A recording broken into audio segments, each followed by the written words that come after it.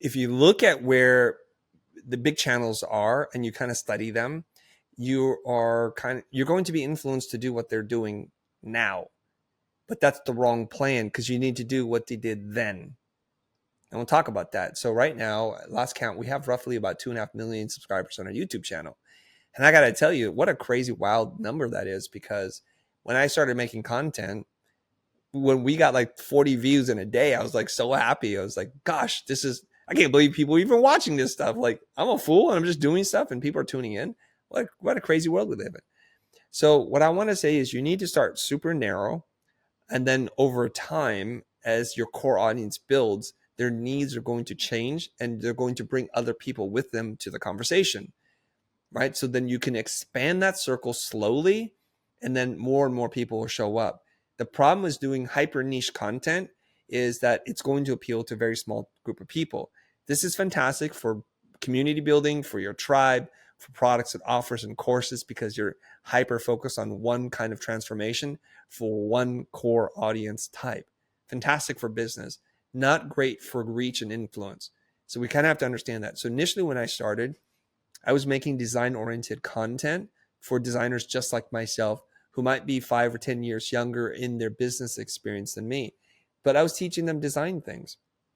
But then I quickly realized the design space is very crowded because there are a lot of amateur designers out there who are teaching the same thing. They're funnier. They're more charismatic. They do stunts and gags. I'm like, that ain't me.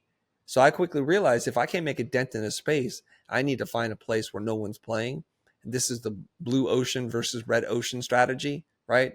If you're not familiar with it, if you just move a little bit from where the market is, where there's high competition, you literally just move your boat 20 miles to another direction, you can put in the same effort, but have a totally different result. So I'm like, okay, I like to teach. I like to talk about business. I understand design and aesthetics. I've produced commercials and music videos for 20 plus years. I know how to do this. What else can I do? And it was almost by accident that I found the thing that we're most known for today. And I didn't know anybody cared about this stuff. So one of my former students, he starts a business and he goes, I need help with business coaching. I'm like, cool. Well, this is how much it'll cost. Or I'll do it for free if you're willing to have this conversation in public. And being a broke ass student, he's like, I like the free option a lot. Fantastic. So he meets me at the studio 30 minutes late. By the way, Frank, I'll never forgive you for that. Yeah, ask for free advice. You show up 30 minutes late. And so I'm on camera. I'm lit. I'm ready to go. And then he's sitting in the dark somewhere because we didn't have a light on him. And we gave him a microphone. So he started asking me questions. And without any preparation, I just had a whiteboard. I started writing things down. I would break down how business works. And later on, I would start to see like an audience started to show up for this. I could not have predicted this is what people would want from me, because nobody even knows this is what I do. But it is, in fact, what people want. So I'm talking about business strategies, how to run a small creative business, and I'm focusing almost exclusively on creative people. But you know, the weird thing that happens is sales, pricing, self-worth, confidence, they're universal principles that apply to almost every industry.